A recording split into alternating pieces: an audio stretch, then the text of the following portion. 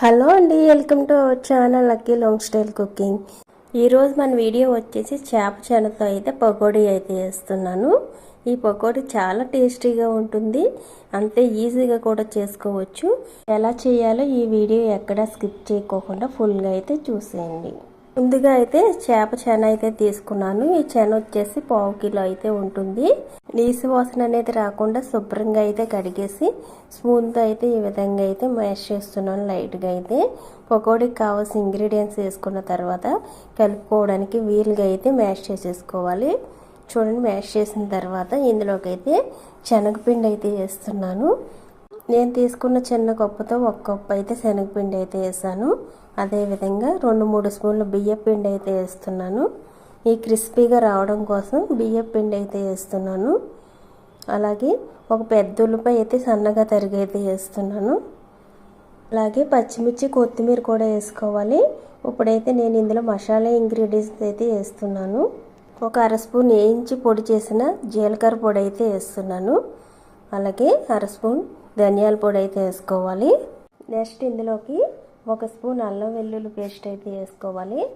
ఈ అల్లం వెల్లుల్లి పేస్ట్ని ఫ్రెష్గా అప్పటికప్పుడు చేసి వేసినట్లయితే ఈ చెన పకోడీ అయితే టేస్ట్ అయితే చాలా బాగుంటుందండి. ఈ విధంగా వేసిన తర్వాత టేస్ట్కి తగ్గట్టుగా సాల్ట్ అయితే వేసుకోవాలి. అలాగే 2-3 పచ్చిమిర్చి ఇలా చిన్న చిన్న ముక్కల కింద కట్ చేసి అయితే వేసుకోవాలి. నెక్స్ట్ వచ్చేసి ఇందులోకి కొద్దిగా సన్నగా తరిగిన కొత్తిమీర అయితే వేస్తున్నాను. నెక్స్ట్ ఇందులోకి వచ్చేసి కొత్తిమీర వేసిన తర్వాత ఇప్పుడైతే ఇందులోకి కొద్దిగా కారం అయితే వేస్తున్నాను. ఒక 1/2 స్పూన్ కారం అయితే వేసుకోవాలి. అదేవిధంగా ఇందులోకి ఇప్పుడు కొద్దిగా పసుపు అయితే వేస్తున్నాను. ఇలా వేసిన తర్వాత చేతితో కానీ స్పూన్తో కానీ కలిపేసుకోవాలి. నేనైతే స్పూన్తో అయితే కలిపేస్తున్నాను. మీకు ఏ విధంగా వీలవుతే ఆ విధంగా అయితే కలిపేసుకోవాలి. అలాగే ఇందులో అస్సలు వాటర్ అనేది పోయకూడదండి. మీరు కానీ వాటర్ పోసినట్లయితే లూజ్ అయిపోతుంది. ఇలా కలిపితే పకోడీకి కావాల్సిన విధంగా అయితే రెడీ అయిపోతుంది. చూడండి, ఇప్పుడు ఇలా కలిపిన తర్వాత దీన్ని కావాలంటే వడల కింద కూడా ఒత్తుకుని వేసుకోవచ్చు. అలాగే పకోడీ కూడా వేసేసుకోవచ్చు. బాగుంటుంది టేస్ట్ అయితే. మనకు నచ్చినట్లుగా 2 విధాలుగా కూడా చేసేసుకోవచ్చు. ఏది నచ్చితే ఆ విధంగా అయితే. చూడండి, పకోడీకైనా వడకైనా ఈ విధంగా అయితే కలిపేసి పెట్టేసుకోవాలి. నెక్స్ట్ పకోడీ వేసుకోవడానికి స్టవ్ ఆన్ చేసి ఒక కళాయి అయితే పెట్టేసుకోవాలి. పెట్టుకున్న తర్వాత డీప్ ఫ్రై సరిపడా ఆయిల్ అయితే పోసుకోవాలి. ఈ ఆయిల్ వేడైన తర్వాత అయితే పకోడీని అయితే వేసుకోవాలి. ఈ పకోడీని అయితే మీడియం ఫ్లేమ్లో అయితే ఫ్రై చేసుకోవాలి. చూడండి, ఆయిల్ సరిపడా పకోడీ అయితే వేసేసి ఈవెన్గా అన్ని వైపులా ఫ్రై అయ్యేటట్టుగా అయితే ఫ్రై చేసుకుంటూ అయితే ఉండాలి. చూడండి, మంచి గోల్డెన్ బ్రౌన్ కలర్లోకి వచ్చేదాకా అయితే ఫ్రై చేసుకోవాలి. ఇలా ఫ్రై చేసుకోవడం వల్ల చేప చెన కూడా బాగా ఉడికి చక్కగా ఫ్రై అవుతాయి. ఈ విధంగా ఫ్రై అయిన తర్వాత అయితే తీసేయడమే. ఇలా చేప చెన పకోడీ వేసుకుంటే చాలా టేస్టీగా అయితే ఉంటుందండి. ఇలా తీసేసిన తర్వాత నెక్స్ట్ అయితే మిగిలిన దాన్ని అయితే వేసేసుకోవడమే. ఇలా ఆయిల్ సరిపడా అయితే వేసేసుకుని ఫ్లేమ్ మట్టుకు మీడియంలో పెట్టి అయితే ఫ్రై చేసుకోండి. హైలో పెట్టి ఫ్రై చేసుకున్నట్లయితే చేప చెన అయితే సరిగ్గా ఉడకదు. పైన అయితే మంచి కలర్ అయితే వచ్చేస్తే లోపల వరకు అయితే ఉడకదు, చెన కూడా ఉడకదు. ఇలా మీడియంలో పెట్టి ఫ్రై చేసుకున్నట్లయితే చాలా బాగా అయితే ఉడుకుతుంది. ఈ విధంగా చెన మొత్తాన్ని అయితే పకోడీ కింద అయితే వేసేసుకోవడమే. చూడండి, ఇలా వేసి పెట్టినట్లయితే పిల్లల నుంచి పెద్దల వరకు అందరూ చాలా ఇష్టంగా అయితే తినేస్తారు. ఇలా చేప చెనని ఈజీగా పకోడీ కింద కానీ వడల కింద కానీ వేసేసుకోవచ్చు. చూడండి, ఈ విధంగా అయితే మొత్తం వేసేసాను. ఇవి లోపల వరకు కూడా చాలా బాగా అయితే ఉడికాయి. టేస్ట్ కూడా సూపర్గా అయితే ఉంది. ఈ రెసిపీ మీకు నచ్చినట్లయితే లైక్ చేయండి. అలాగే మరెన్నో రెసిపీస్ని చూడడానికి అయితే మన ఛానల్ని అయితే సబ్స్క్రైబ్ చేసుకుని వాళ్ళైతే సబ్స్క్రైబ్ చేసుకోండి. Lucky long style cooking. ఇప్పుడు చూపించబోయే మన నెక్స్ట్ రెసిపీ వచ్చేసి చేప చెన ఫ్రై అండి. ఫిష్ ఎగ్ ఫ్రై అయితే చేస్తున్నాను. ఈ చేప చెనని ఇలా ఫ్రై చేసినట్లయితే చాలా టేస్టీగా అయితే ఉంటుందండి. ఉత్తినే కూడా తినేవచ్చు, రైస్లోకి కాకుండా. చూడండి, ఫస్ట్ అయితే చెన్న అయితే తీసుకున్నాను. ఈ చెన వచ్చేసి 1/2 కిలో అయితే ఉంటుంది. దీన్ని అయితే శుభ్రంగా అయితే కడిగి పెట్టేశాను. ఈ చెన్ని ఉడికించుకోవాలి ఫ్రై చేసుకోవడానికి ముందుగా అయితే. ఒక గిన్నెలోకి వాటర్ అయితే తీసుకుని దానిలోకి అయితే వేసేసుకుని దీన్ని అయితే స్టవ్ ఆన్ చేసి అయితే ఉడికిస్తున్నాను. ఇప్పుడైతే మీడియంలో పెట్టేసి 4 నుంచి 5 నిమిషాలు ఉడికిస్తే సరిపోతుంది.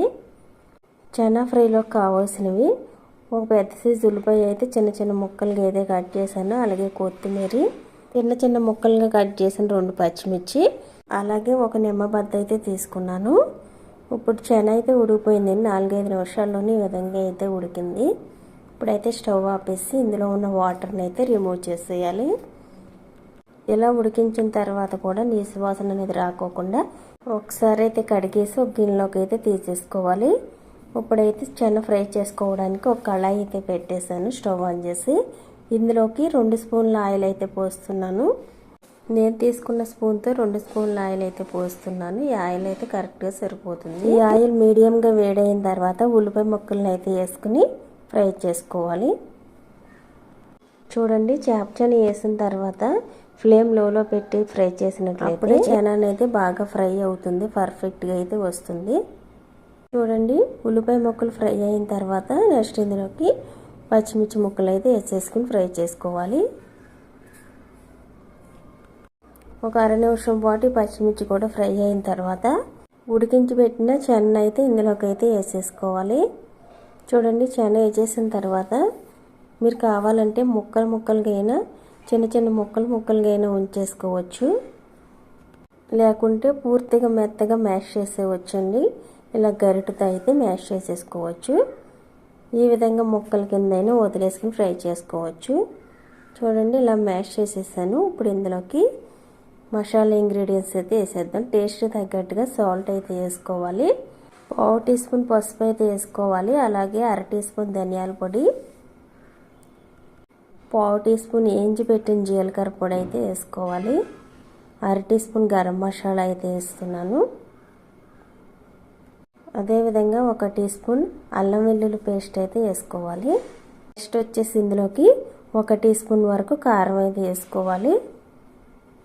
చూడండి, ఇలా కారం కూడా వేసిన తర్వాత ఇవన్నీ చెనకైతే పట్టేలాగైతే ఒకసారి బాగా మిక్స్ చేసేసుకోవాలి.